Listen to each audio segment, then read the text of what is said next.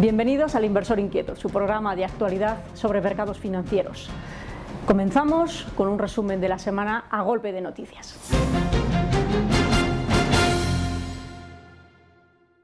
El precio de la vivienda en España continúa sobrevalorado al menos en un 15%, aunque podría llegar a caer hasta un 35%, según un informe realizado por el Observatorio de Coyuntura Económica del Instituto Juan de Mariana sobre el precio de la vivienda y de los alquileres. El presidente de la Reserva Federal, Ben Bernanke, afirmó esta semana que no ve un impacto enorme debido a la difícil situación en Chipre en la economía global tras el rechazo del país del plan de rescate financiero. El ministro de Hacienda y Administraciones Públicas, Cristóbal Montoro, ha avanzado esta semana que el gobierno va a imponer un tipo moderado a los depósitos bancarios para compensar a las comunidades que vieron anulado su impuesto autonómico, después de que el Ejecutivo creara un impuesto estatal a un tipo 0%. El sector inmobiliario vivirá en 2013 su peor año desde el estallido de la crisis en España y se cobrará de un lado otros 100.000 nuevos parados y de otro medianos y grandes promotores que seguirán la estela de la concursada Real Urbis en un mercado estrangulado por el exceso de oferta, la escasa demanda y un crédito que no acaba de fluir. El oro vuelve a brillar tras el rescate de Chipre. Las dudas y el nerviosismo que ha causado en el mercado el precedente sentado por el Eurogrupo al imponer una tasa para recuperar los depósitos bancarios disparó esta semana el apetito por los activos considerados refugio, como el metal dorado o los bonos alemanes y norteamericanos. ¿Cuál es la superficie de una vivienda a efectos catastrales? Hasta ahora era la que aparecía en los recibos anuales que giraban los ayuntamientos a los propietarios de inmuebles, pero ahora este supuesto está sometido a revisión. El catastro, dependiente del Ministerio de Hacienda, ha girado miles de cartas rectificando las superficies sobre las que se aplica el tipo impositivo del impuesto de bienes inmuebles. Las acciones de Bankia tendrán un precio de 1 céntimo, tras asumir las pérdidas, el mínimo legal para que sigan cotizando, según fuentes del FROB. Después se lanzará un contrapris de 100 a 1, lo que dejará el valor de la acción en €1. Tras estas operaciones, se llevarán a cabo 2 ampliaciones de capital para dar entrada al FROB y a los tenedores de deuda y preferentistas. Los preferentistas asumirán quitas del 38% y los tenedores de deuda subordinada del 36%.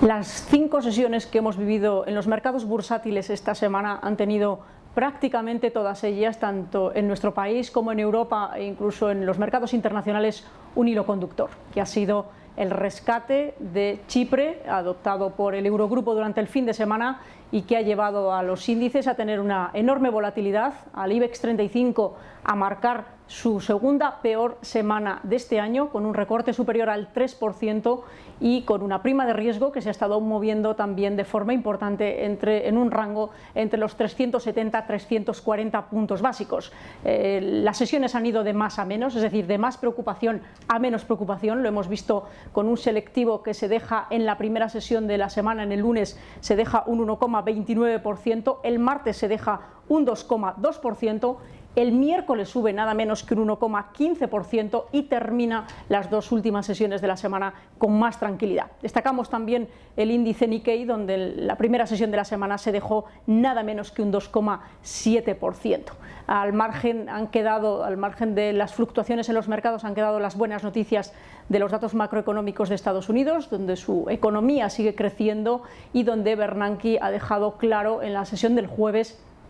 que va a mantener los estímulos de la economía hasta que el paro se sitúe en unos niveles que él considere razonables. Todo esto en una semana en la que en general todos los índices han recortado, como les decía, el selectivo el que más lo ha hecho, las plazas europeas entre un 1 y un 2% aproximadamente, y en Estados Unidos el Standard & Poor's 500 tan solo un 0,30, un 0,40%. Con esto nada más cerramos esta parte, nos vamos con la siguiente, que es Hablemos de.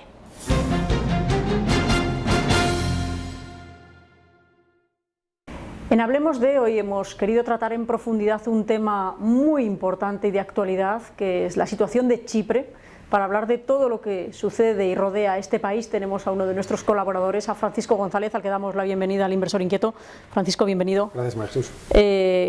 Un rescate como el de un país como Chipre no se hace, quiero decirte, no sucede en 24 horas, es decir, aquí tiene que haber una problemática detrás que lleva a desembocar en un rescate de un país de la zona euro. ¿Dónde podemos decir que tiene el origen este problema? Pues, hombre, la situación de la economía en el caso de Chipre, una economía realmente pequeña, puesto que estamos hablando de un país que apenas supera el 1.000.000 de habitantes, está muy afectada por el sector bancario, un sector que supone el entorno de 7 veces el PIB del país.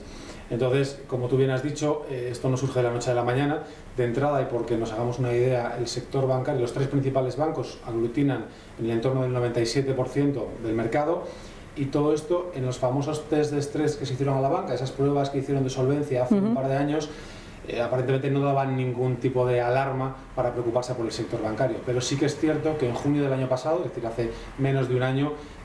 vimos cómo Chipre tuvo que pedir una ayuda financiera, puesto que debido al efecto de la crisis griega sufrían en el entorno de 4.500 millones, que supone un 26% de su PIB, todo ello en quitas de la deuda griega, y por tanto bueno, pues ese puede ser uno de los orígenes. Y en el momento actual estamos hablando que se plantean la necesidad de recuperar o de financiarse por valor de 18.000 millones de euros. Cuéntanos el Eurogrupo, qué decisión toma exactamente que hace que salten todas las alarmas y que los mercados se pongan muy nerviosos respecto a qué camino va a llevar el rescate de Chipre, diciendo que es algo excepcional y que se iba a hacer de una manera distinta.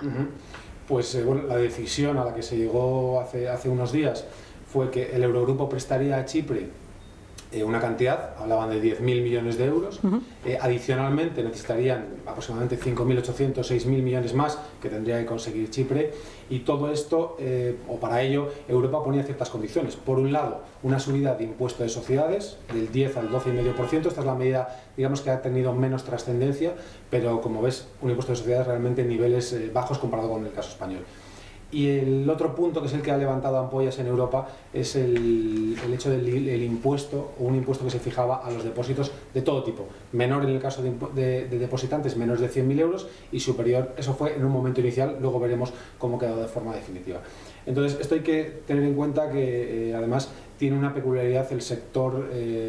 bancario chipriota, y es que más de un 40% de los depósitos en el país vienen de fuera, y en especial de Rusia, es decir, los depositantes rusos tienen grandes cantidades, en muchos casos los orígenes, bueno, no son muy claros de dónde viene ese dinero. Por eso se dice que es el paraíso fiscal dentro de la zona euro, ¿no? Con lo cual, por lo que dices, que no tiene un origen claro y parece que se trata de evadir impuestos más que otra. Ahí está, y ahí surge Rusia como un importante actor dentro de este entramado, porque se plantea la posibilidad de que ellos concedan un crédito a Chipre. Es una de las posibilidades que se barajaban. ¿Por qué? Porque eso le permitiría obtener información sobre aquellas personas que han depositado en Chipre, y por otro lado estaban intentando obtener algún tipo de beneficio en el sector energético, incluso el sector bancario, cuando esto se solucionara. Sí, ahí todo el problema surge de querer, decir, la novedad está en que ya los depósitos no son intocables, son tocables, y además está en ver cómo se protege a los pequeños, digamos, ahorradores, entre comillas, y cómo se recauda ese dinero, ¿no? Con lo cual, ¿qué solución es la que al final han encontrado para intentar tranquilizar a los mercados o para dar una solución viable a evitar que salgan del euro y que quiebre definitivamente este país? Claro, pues ahí, como tú bien has dicho, lo más importante, independientemente de la solución final, es que los depósitos ya no son intocables. Y por tanto eso es lo que va a determinar ya, independientemente de la solución sea cual sea, eso marca un antes y un después en este caso. El acuerdo conseguido en último momento in extremis por el Eurogrupo, básicamente lo que hablaba es que aquellos que tuvieran tanto deuda de bancos como acciones de los mismos y depósitos, eso sí, por encima de 100.000 euros, sufrirían una quita, es decir, verían como su inversión sufría pues, en el torno de un 40 o un 50%, es lo que los analistas o los expertos están estimando que iba a sufrir de menor valoración de las mismas. Por tanto, eso es algo importante a tener en cuenta. Además, y es, según algunos expertos añaden, el impacto sobre la banca y la economía chipriota es lo que ya no va a ser lo que era, es decir, hablan de una década perdida, hablan de que hay una situación que va a ser muy difícil remontar, el sector bancario estará nacionalizado y por tanto será el Estado el que tenga que encargarse de solucionar el problema, y digamos que es una solución que por el momento pasa por estos impuestos que hemos comentado, y además deberá revisar su modelo de negocio. ¿Cómo lo tiene que revisar? Pues no haciendo depender los bancos de esos depósitos tan elevados que vienen de fuera, de otros países, a base de incentivarlos, pues como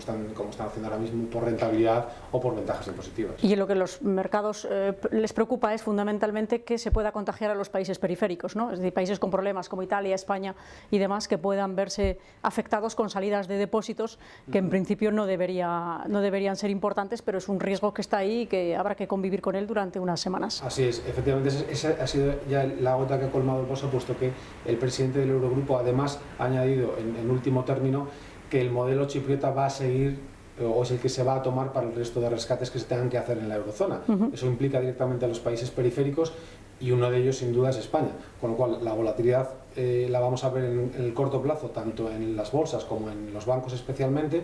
y bueno, en un futuro no muy lejano, aquellos que vean o que tengan que verse sometidos a un rescate podrán ver cómo sus depósitos, bien por encima del mínimo de los 100.000 que se habla o por debajo, puedan sufrir, y puedan ver cómo sus inversiones quedan reducidas después de estos impuestos. Muy bien, Francisco, muchísimas gracias por tus comentarios y por tus explicaciones. Hasta otra ocasión. Gracias. Y seguimos con nuestro programa con más temas interesantes. En esta sección del programa quiero llamar la atención sobre los depósitos bancarios, y es que este tipo de vehículo, este tipo de producto bancario no está teniendo precisamente buenas noticias en los últimos meses. La primera ya la tuvimos el año pasado, cuando las subidas de impuestos de forma marginal a los rendimientos del ahorro les afectaba de forma importante, al no poderse retrasar en el tiempo el pago de los impuestos, como se puede hacer, por ejemplo, con los fondos de inversión. Ese retrasar en el tiempo puede hacer que encontremos mejores momentos para generar plusvalías, generar beneficios y tributar menos de lo que lo estamos haciendo en estos momentos. La segunda de las noticias que tampoco les ha favorecido es el hecho de que el Banco de España ha limitado la retribución que las entidades financieras pueden hacer a este tipo de vehículo para el ahorro, que va a hacer que no se supere la inflación en ningún caso, y por tanto pierden atractivo de nuevo, una vez más, en favor de los fondos de inversión. La tercera de las cuestiones importantes, todo el tema de Chipre que hemos tratado en profundidad en este programa, y es que dejar la duda, al menos la duda posible, de que los depósitos puedan verse afectados por el rescate de un país cuando las entidades financieras están en bancarrota o tienen problemas importantes, ha dejado una vez más en el descubierto que estos vehículos pueden tener corralitos, que puede ser incluso en países como países de la zona euro,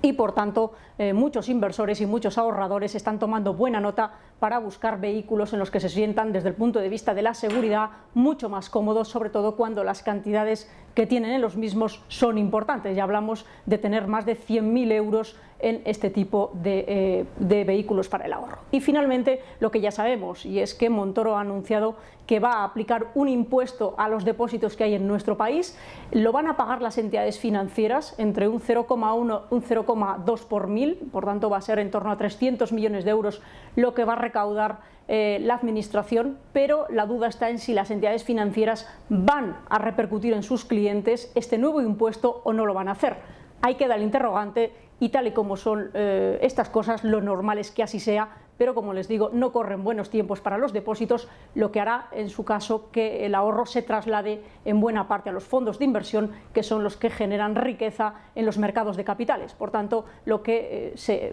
perjudicará por un lado, posiblemente beneficiemos en otro, siempre y cuando se haga de una forma moderada. Con esto nada más, cerramos esta parte de nuestro programa y vamos con la despedida. Y con esto no nos queda más que despedir el programa, agradeciéndoles la atención que nos han prestado y recordándoles que dentro de 7 días volveremos a estar puntuales aquí en nuestra cita con toda la actualidad sobre los mercados financieros. Hasta entonces.